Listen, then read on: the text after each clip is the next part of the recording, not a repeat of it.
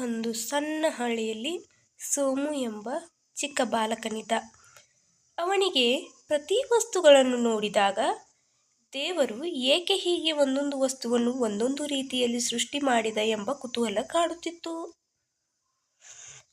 ಹೀಗಿರುವಾಗ ಒಮ್ಮೆ ಆತ ತೋಟದಲ್ಲಿ ಹಾದು ಹೋಗುವಾಗ ಅನೇಕ ಕುಂಬಳಕಾಯಿಗಳು ಬಳ್ಳಿಯಲ್ಲಿ ಬಿಟ್ಟಿರುವುದನ್ನು ನೋಡಿದ.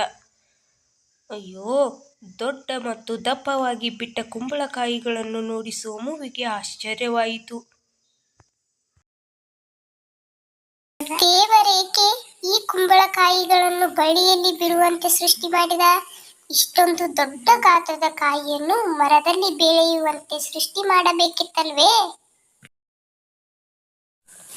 ಹೀಗೇಕೆ ನೆಲದ ಮೇಲೆ ಬಳ್ಳಿಯಲ್ಲಿ ಕಾಯಾಗುವಂತೆ ಮಾಡಿದ?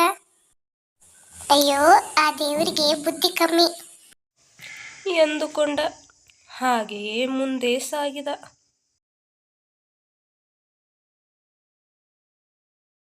ಹೀಗೆ ಸಾಗುತ್ತಿರುವಾಗ ದೊಡ್ಡ ಅತ್ತಿ ಮರದ ಕೆಳಗೆ ನಡೆದು ಬರುತ್ತಿದ್ದ.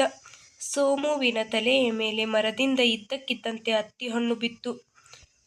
ಹಣ್ಣು ಹಗುರ ಮತ್ತು ಮೆದುವಾಗಿದ್ದ ಕಾರಣ ಆತನಿಗೆ ಪೆಟ್ಟಾಗಲಿಲ್ಲ. ದೇವರೇ, ನೀನೇ ಬುದ್ಧಿವಂತ. ನಾನು ನಿನಗೆ ಬುದ್ಧಿ ಇಲ್ಲವೆಂದು ತಿಳಿದಿದ್ದೆ. ಈಗ ನನಗೆ ನಿನ್ನ ಬುದ್ಧಿವಂತಿಕೆಯ ಬಗ್ಗೆ ಅರಿವಾಯಿತು. ದೊಡ್ಡ ಗಾತ್ರದ ಕುಂಬಳಕಾಯಿಯನ್ನು ನೀನು ಮರದಲ್ಲಿ ಬಿಡುವಂತೆ ಸೃಷ್ಟಿ ಮಾಡಿದ್ದರೆ ಈ ದಿನ ಅದು ಮರದಿಂದ ಉದುರಿ ನನ್ನ ತಲೆಗೆ ಬಿದ್ದು ನಾನು ಜೀವವನ್ನೇ ಕಳೆದುಕೊಳ್ಳಬೇಕಾಗುತ್ತಿತ್ತು. ಅದು ಕುಂಬಳಕಾಯಿಯ ಬದಲು ಅತ್ತಿ ಹಣ್ಣು ಆಗಿದ್ದರಿಂದ ಬದುಕಿದೆ. ಬುದ್ಧಿಯಲ್ಲಿ, ತಿಳುವಳಿಕೆಯಲ್ಲಿ ನಿನ್ನನ್ನು ಮೀರಿಸುವವರು ಯಾರೂ ಇಲ್ಲ. ಅದಕ್ಕೆ ನೀನು ದೇವರಾಗಿದ್ದಿ. ಸೋಮು ತನ್ನ ಸಣ್ಣತನವನ್ನು ನೆನೆಯುತ್ತಾ ಅಲ್ಲಿಂದ ಮುಂದೆ ಸಾಗಿದ.